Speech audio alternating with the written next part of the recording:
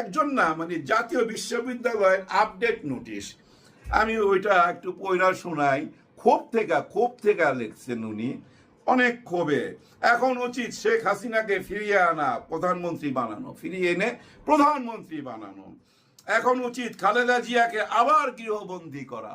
ক্ষোভ থেকে বলতেছে। এখন উচিত তারেক রহমানকে আরো 20 বছর ইউকেতে মানে লন্ডনে রাখার ব্যবস্থা করা।